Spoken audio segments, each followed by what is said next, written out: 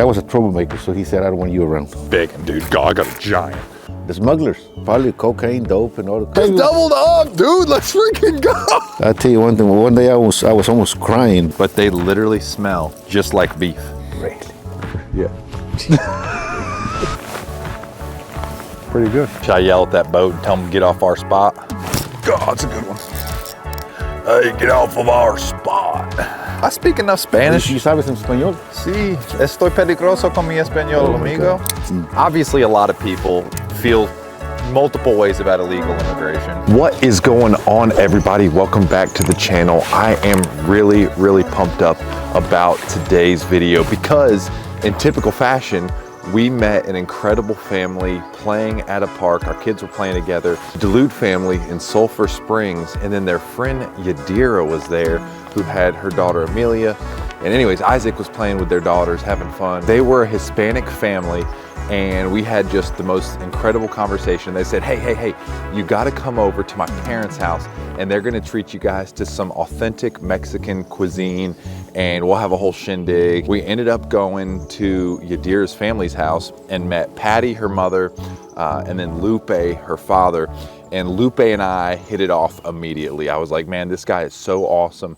He was a Hispanic immigrant, a Mexican immigrant, came to America, started a cattle ranching business, owns a ton of acreage, a ton of cattle, and is super successful. And I was super inspired by his story, as I think you will be too. So today we are going fishing with Lupe, and Lupe is going to tell about his life, crazy stories, just battles of being an immigrant, starting a business and everything. So anyways, I am really excited to get after it. It is really cold. I don't know if you can see my breath.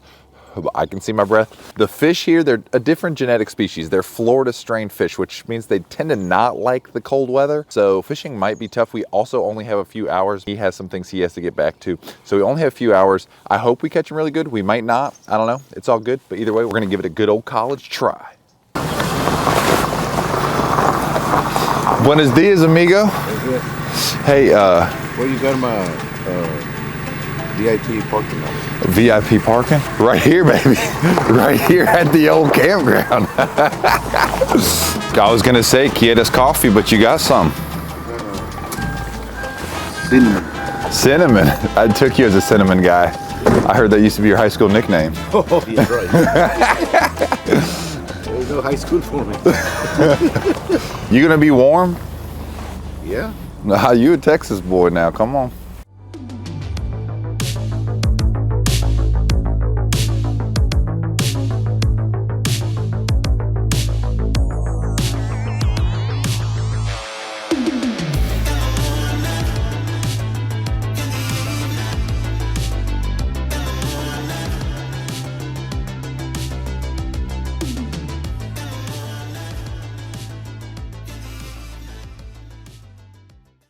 What does that screen tell you? So this is side scan. So this is shooting sonar off to our sides. So it shows me like this is actually like an old road bed right here. Here's a school of bait fish up under us. There's kind of nothing out here to our left. And then this is just our kind of navigational, right? Just where we drive. When I pull up to a lake I've never been to before, like, can you see that old road right there? Yeah. Isn't that cool? That's underwater. So it's showing me, it's picking up all these little interferences and everything, and it shows me what's underwater. So a lot of times when I'm new to a lake that I've never been to, I might see something like a long point.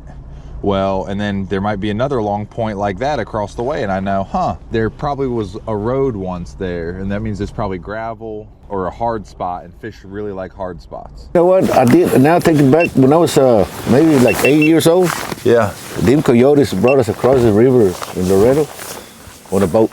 The what? The coyotes. Who are those? The smugglers. They had this little boat. Yeah. And that's the only time. Was that like your first time getting into America?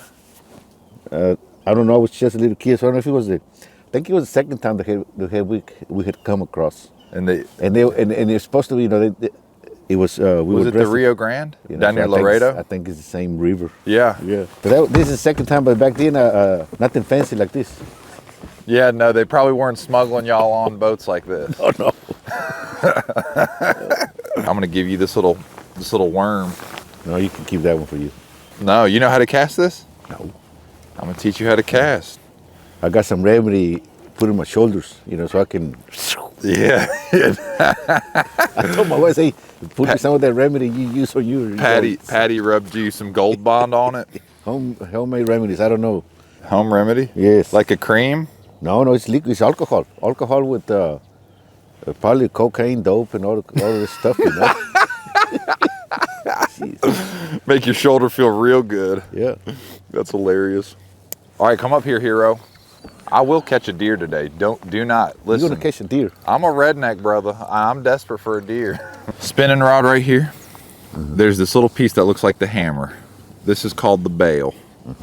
So I always hold the line with my index finger, flip that bail, and then I just pretty much go to cast. And I don't grip the line real hard. I just have it in my fingertip. I just pull it back. Nothing but net. Nothing but net. Nothing but net, swish. You got it. The only time I saw people fishing, they put that little white and red ball. The bobber. Yeah. The bobber. Yes. Yeah. When I was young, I always wanted to buy me a boat. Flip the bail just like that. Where you at? Oh, don't worry about me. You can cast. Was that your first cast ever by yourself? Yes. Are you lying to me? No. Don't lie to me. No, really. Okay. That was unbelievable. See, when you're being taught by the master, Oh gosh. that's different. Far from that. Well, it's a nice place to be telling stories. Yeah, for sure. I mean, I was like, Jesus had it figured out, hanging out on the boat with them knuckleheads all the time. Yeah, there's something about the water. I don't know. My buddy said the other day, he called it healing through reeling. And I was like, that's pretty good. But I don't know. I think obviously people look at resources different. I know fishermen and I know hunters that are like the most selfish, prideful, arrogant people. And I mean, I hear them, I get it. But to me, fishing and hunting is a means for people to connect and have conversation. And Yeah. you know what I'm saying? That's what fishing is to me. You get a lot of men in the outdoors that I think I call it a pecker comparing contest. They're trying to figure out who's got the bigger balls, And I can't say that I was never there, but the way I look at fishing now, like the older I get, I'm like, fishing's about making memories. Yeah. It's about enjoying God's creation, man. It's about seeing things. I mean, dude, where I'm from, we don't ever see deer on the bank. So how deep is this point here? Big, and dude, God, I got a giant. Oh my God! Here we go with the shark. I'm kidding. I got a log. You got a log. So you do this every day? Not quite every day. I used to do it every day when I guided. Now for me, I like catching big ones, so I try to target big ones. But so I don't catch numbers. I'm sure there's ways to catch numbers here, but I don't ever fish for numbers. I just like catching really big fish. Yeah, we used to come here back in the 80s. My father would get done milking in the evenings. Yeah. You were smuggled into the country as a little boy. Yeah, the last time that I came to this country, Yeah. when it was in '84, I was 14, 9 months. My brother was 13, and that's the last time we came in to enjoy this country. We came to work. Really? Yeah, in Dallas. Yeah. So ever since December of '84, then I became a legal resident thanks to the Reagan and Bush administration. How was that process? Like, what that process look like? It was for us. We were still young. Well, I think I was about to turn 18 Yeah. or 19. I forgot. Were you scared? I didn't even know what was going on. Really? Yeah. Was it your decision or your parents' decision or? That was my dad's decision. Yeah. Yeah. What? But he was already here in the States, so it was just my mom and my siblings. My dad I think he was here in East Texas. And he was working in cattle. Yeah, dairyman. Yeah. Yeah. Doing the same deal, milking cows, huh? He was working for Jerry McBusby. I think I left that farm in 80, 87 or 88. I was a troublemaker, so he said, I don't want you around. Oh, really? No, he didn't. Oh, I was like, Lupe, I was like, tell me about this troublemaking. You were making some of those home remedies. Yeah, it was that patty rubs on your shoulder.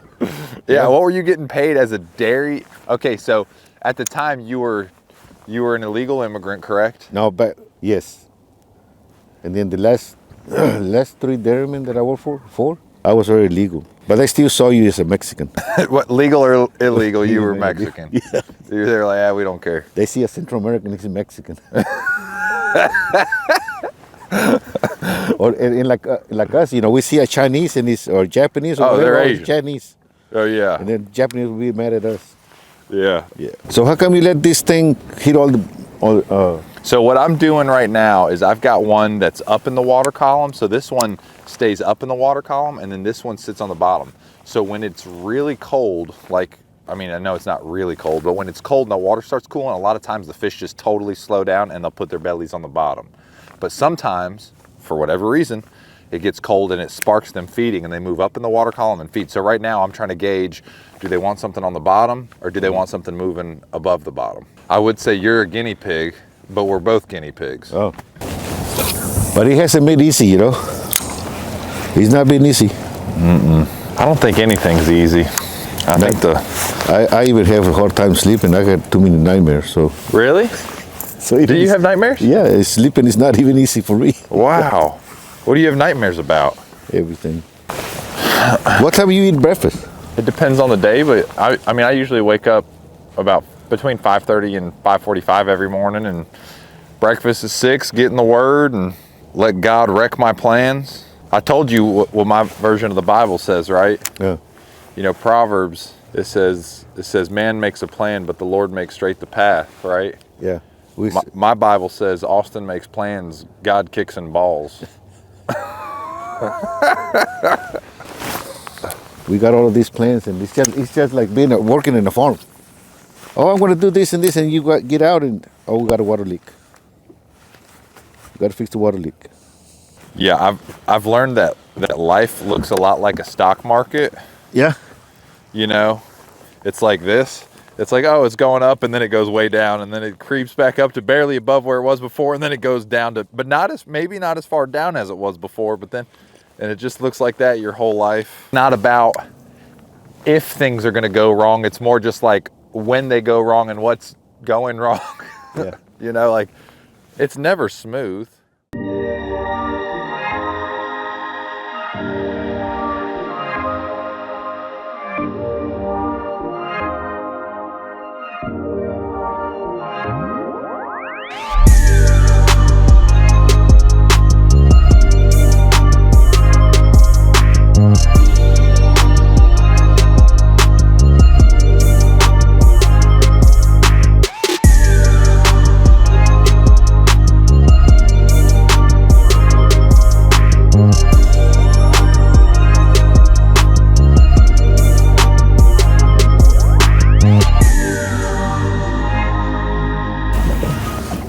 Here's another one. Oh my gosh, the line just broke. You pulled on it too hard. Well, I went to set the hook, but I hadn't retied that in a while. Dang it. Is that a Cummins engine on that truck? Yeah. I've never had a problem with one, dude. Well. There he is. Yeah. Doesn't feel like a bad one either. He might be hooked weird. He's hooked weird. That is a lobina. Lobina. Lobina. Lobina pequeña. Yeah. Poquita. So what's in Spanish? Lobina. Lobina? Yeah. Bass. Oh, that's a bass. Bass. Yep. Bass is it in English. Lobina is what it is in Spanish. Now, dude, this is crazy, but they literally smell just like beef. Really? Yeah.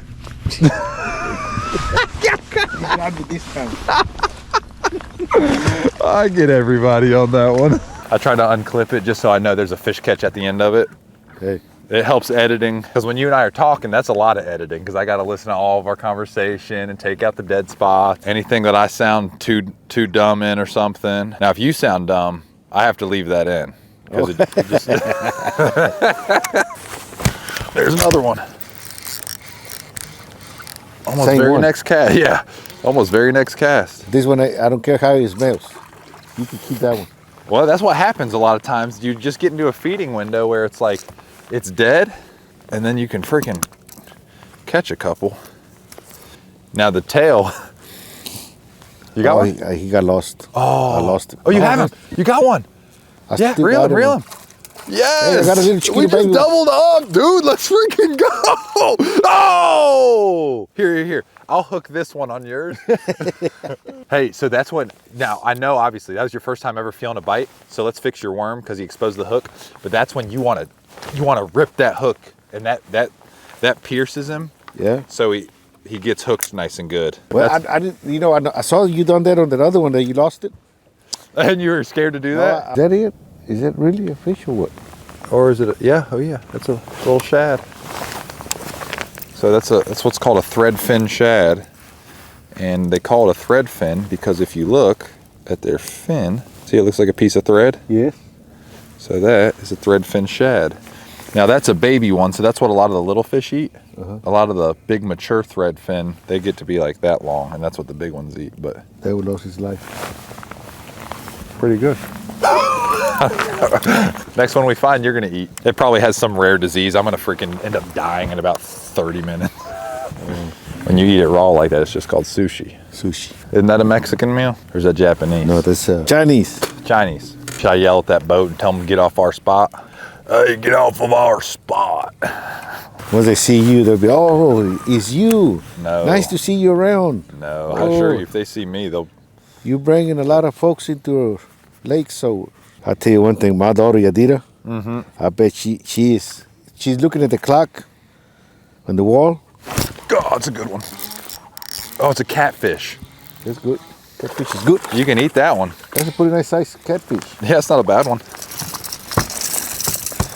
How did it win? What are y'all talked about?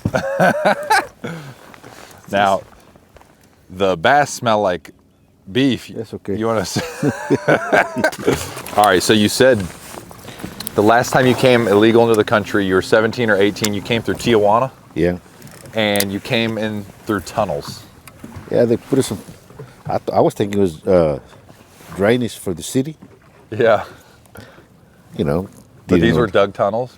I think they were. That's crazy. That's like some Frederick Douglass Civil War slavery stuff. You know, that's how a lot of the slaves, right? Yeah. The slaves went to the north for freedom through these underground tunnels. Yeah, we came across, they brought us through some tunnels. And then once we were in the States, I don't know where they took us to a safe house. I think that's what they call them, safe house. Yeah. So I had my two sisters and my mom Yeah. and one of my brothers. And then I think they brought us up Interstate 5 or Interstate 15, whatever, on a van. And the floor, right at the chassis, Yeah. they had a box with a diamond screen floor. So they put like four or five because we were all skinny, you know. Yeah. We were just teenagers. I think everybody that went in that box, it was my sister, myself, and two girls and another guy. Holy So cow. there was 5 of us in that little box. Crammed in there. Yes. And the guy said, okay, when we stop in the middle of the highway, don't say anything because we're going to be at the checkpoint. So we were doing, I don't know, 70 miles an hour, and you could see the road, you know. Yeah. Seriously, you could probably touch the road. That was the last time we came across illegal. Holy cow. I mean, so here's the deal. Obviously, a lot of people feel multiple ways about illegal immigration. I obviously think people should immigrate legally into the country. I think there's laws for that, whatever. But at the same time, I have a really compassionate heart for what I believe is most people just wanting a better life. Yeah. Right? You know, obviously there are bad people that can get into the country illegally and do it easily by the means of whatever. But, you know, like hearing your story, like you would say you came to America for better opportunity, right? And now you have a beautiful family. I mean, my family's met almost everyone in your family besides the boys. Yeah. You know, and I'm like, you are exhibit A of what it means to risk everything to come to America for a better life. And I think really at the foundation of America, dude, everyone has immigration in their family unless you're a native. That's it. You know, like. Yeah, but I think everybody's got a lot of stories to tell. Yeah. And the United States have rules like, if you come from Europe, they'll visa you passport just in a blink of an eye, If you come from Europe, because a lot of those countries in Europe, their economy is good. So, Europe. So they're coming to the country with money. They come, because, The immigrants are. Yeah. Like for us to get a passport visa to the United States from being Mexico, Central America, Yeah. it's not easy because our countries are poor. So they know that once you get the passport, what's going to happen? You're going to stay in the States. Yeah. So they don't want, they don't issue, they don't give you the passport right away. Back when I was coming in the country, when I was young, they would charge you less than $500 to bring you across. Yeah. Now it's over 10,000. Oh my gosh, are you Yes. serious? Sounds like I'm in the wrong business. You're doing better here. I don't know. Now, so you called them coyotes. They're the ones that got you across. Mm-hmm. How much is the cartel maybe involved in that now? Or is it gangs or what? What does that kind of look like now as far as like the landscape of illegal immigration? Well, what you hear in the streets is the cartel is blamed for everything. Like I said, I haven't helped a family member get in the States since probably middle of the 90s. Why is that? Because the ones that were in my age range, they've been here in the States since then. So everything else, is just another crop. Yeah. So they don't look, they don't ask for help. They got other resources to. Interesting. Like my cousin's kids, they have never asked me, hey, I want to come to the States. Will you help me pay for this or pay for that? Which I'm not going to get with $10,000. Yeah, right. I mean, I'll give him a roof and Yeah. I'll give him a bowl of beans. Hey, you gave me a steak. I'll give you a steak. But I sure ain't going to pay, 10,000 pesos, $10,000. Yeah. And don't get me wrong, some of my cousins that stayed in Mexico, their kids are doing well. Now that I go to Mexico, I wish I would never known this country, because in our hometown there's ways to make a living. Yeah, but see, when I go to Mexico and I wake up in the morning, I go to the mercado and get some stuff. Mm-hmm. The mercado is like the supermarket. I know, I speak enough Spanish. ¿Y sabes en español? Sí, estoy peligroso con mi español, Oh my amigo. God. I'm dangerous, brother. And I want to move to Mexico, because it's so nice and relaxing, But then I come to realize, well, it takes money to live out here. Yeah. I don't have a house in Mexico, so that's gonna, housing in Mexico is expensive. Is it? Shoot. Now, here's a question, because I've been to countries where they don't leverage debt. So obviously in America we can get loans, and that's how economies are stimulated, right? Because when you take out a loan, it's money that didn't exist, and then you pay on that loan. It creates, Right. It expands money, So, can you do that in Mexico? Can you do loans? Are there loans in Mexico? Well, Or now, do you buy everything in cash? well, there's people that are getting loans, But I guess back when my dad was in his 20s, you would borrow money from someone and they would charge you interest, and you would pay high interest on that money Yeah. from just people that had money stashed, Yeah. But now that the last time I was there and I was hearing people talk about, I got a loan for a bike or a car or whatever, I would be like, I was surprised to hear that. So yeah, I seen that in Mexico this past time that I went. That I don't know about when it comes to housing and stuff like that, Yeah. how it works. So I'm going to be buried in the United States, probably around Picton, Texas, or Sulphur Springs. Dude, you know what I want to do? What? when I die, I told Isaac and Molly I want to be cremated, and I want them to pour me inside of fishing lures, so I can still be catching fish when I'm dead. Tell me that's not a great idea. Yeah. Or I'll have Isaac pour some of my ash in like the hollow part of the arrow, so I can still be killing deer, so I can still be hunting with them. I'm like, hey, pour me inside of some lures, put me inside of some arrows. When I'm dead, I still want to be hunting and fishing. Yeah. You can judge me. I'm just a country boy. I don't know anything else, man. My dad, he brought me into the outdoors when I was a little boy. And I can honestly tell you, I think there's a few different things that I think like I could say had a monster impact on my life. Yeah. One of them was just my father taking me into the outdoors. You know, and I just have this crazy unquenchable love for fishing and hunting. And then another one was me surrendering my life to Jesus. Now that's the best one. Yeah.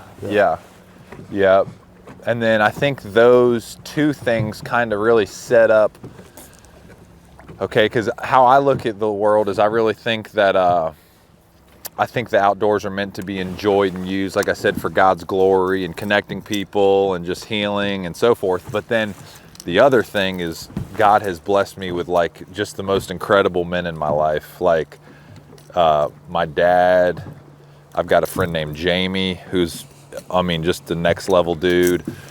The only billionaire I've ever met became one of my really good friends. His name is Cam Lanier. He just recently passed away, maybe 5 months ago. Another buddy named Josh Hyde. He's the pastor of our church. Yeah, man, I've had some incredible, just unbelievable. There's another guy, Eric Galasso, super generous. I mean, all these men are like, I would say like just unbelievably generous. Yeah. And not just like give you anything you want, but I mean like with their knowledge and their wisdom and just that's something that nobody can take or waste. Yeah, of course. Yeah. And then you know, obviously my wife, she keeps me in check. So you're saying, you know, we're all immigrants in this country. So Yep. where is the route of the roots of your family? Of my family, on your dad's side. my dad's Puerto Rican. Oh. Yeah. So, I mean, that's not why I know Spanish. I mean, my grandmother spoke enough Spanish when I was a kid. I picked up on a lot of it. But yeah, my dad's actually, it's funny because I'm a Neary, but my dad was actually adopted by the Nearys. So my dad's biological father left him at a super young age. At a super young age. And then my dad was adopted by a Neary, which changed my dad's last name, which made me a Neary. But my grandfather, I call him Pop. He's my grandfather. I mean, I love him like blood. I mean, I don't know any different. He's my grandfather. He's, you know, him and my grandmother raised me. But yep, so my dad's Puerto Rican and then kind of mutt. My grandmother's little Native American and I mean, everything. And then my mother is Turkish Hungarian. So I'm what a hungry Puerto Rican looks like. It's probably why I eat so much. I'm a hungry Puerto Rican. Now I told you this. I told you this. You're like one of the tallest Hispanics I know. Yeah. I mean, how tall are you? I know you got 3-inch heels on. Yeah. But I mean, you're still what, 6 foot? No, but I'm about He's lying, 5'10". He ain't 5'10". He's about 6 foot. Yeah, I was telling you, like when I took my first couple Spanish classes, they were like trying to teach us not to racially profile, and they're like, which one is Hispanic? And of course, it was just like a blonde-haired woman, a red-headed man, you know. Yeah. And they're like, which one's Hispanic? And of course, I'm like, oh, the little dark fellow with black hair. And it was saying like, this group of Hispanics is from Spain. This group of Hispanics is from. So anyways, I was like, oh, yeah, that actually probably makes sense. I'm over here like, yeah. So my last name is Preciado. Preciado. On my father's side, and then almost is my mom's side. I thought you only hang around with people that knew how to fish, you know? No, not me. I hang out with other people who don't know how to fish like myself. Fishing ain't easy. That's what makes it rewarding. You know? If it was easy, everybody would do it. At least that's what they say. Oh my God, I just broke my line again, dude. No, come on.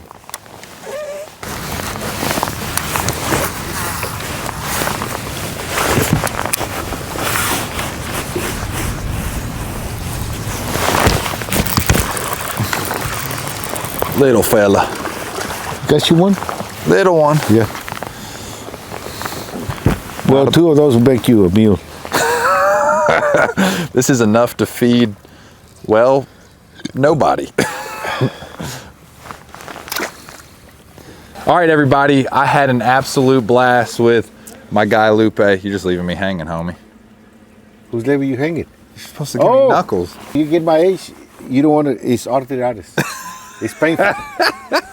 You know? It's arthritis. Yeah. We had a blast, though. Lupe ended up hooking up with a couple fish. I had a bust, you know. You did? Yes. That was Never your done first it. time Yeah, on a first boat? time, yes. First time on a boat besides getting smuggled into the country.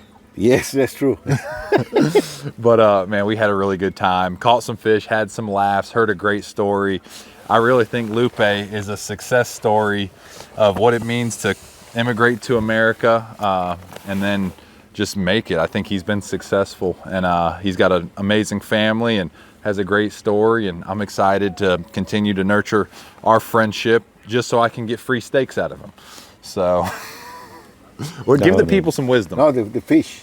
Oh yeah, that's right. We'll trade. I gotta get better at catching fish to give you fish so I can get some steak. Give the people some last wisdom. The best thing you can do every day is thank the Lord and do the same thing when you go to bed and get to work every day. There you go. That's the best thing. Let's go. Stop whining and complaining and blaming others. Hey, whiners whine and winners win. Yes, yes. All right, guys, we had a blast. We're out. Thanks for watching. See you. Thank you.